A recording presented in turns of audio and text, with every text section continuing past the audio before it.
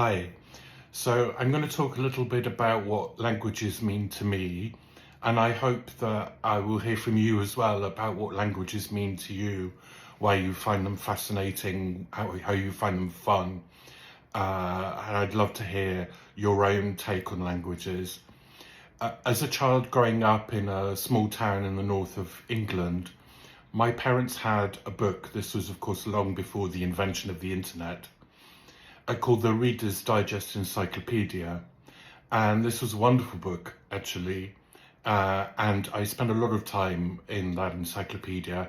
It had really goofy hand-drawn pictures of animals, and the funny looking cute alpaca always had me in fits of laughter.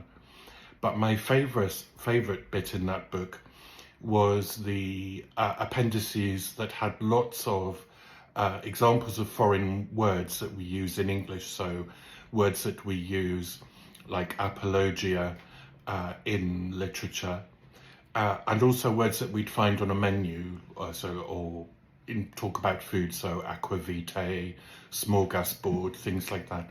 And I was absolutely fascinated with these words. It opened up to me, kind of like traveling almost does for many other people, this idea of a world outside the world that I immediately knew, where people spoke all these amazing languages and their languages worked differently.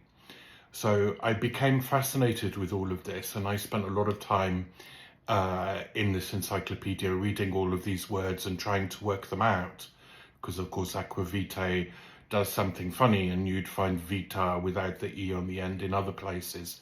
So I developed a really deep fascination with morphology, which is still my passion really, the way words work in languages in different ways. So that's what this channel is going to be about a bit, I think, how words work in different languages and how we say the things that we mean. At the moment, I'm studying Chukchi, which is I've written it down because it's really difficult to say, Chukotko-Kamchatkan language spoken in Siberia. And it's a really fascinating language. It's very heavily agglutinative. And the related languages do quite similar things. And as you can see behind me, my prized possessions, my dictionaries in my study. My first ever language book was a small book about learning Welsh when I was on holiday with my parents, but I began collecting dictionaries and grammars and things like that, and I love looking at the way that languages work and the way that the words work, especially in those languages.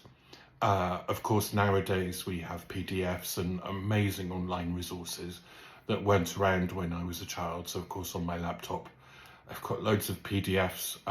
I've probably looked at about 600 languages so far, but out of 7,000 in the world, I'm a long way off my target. So I hope you enjoy this channel. I hope you enjoy the things I bring. I hope you can bring things too, and we can have a really cool chat about languages. Thank you.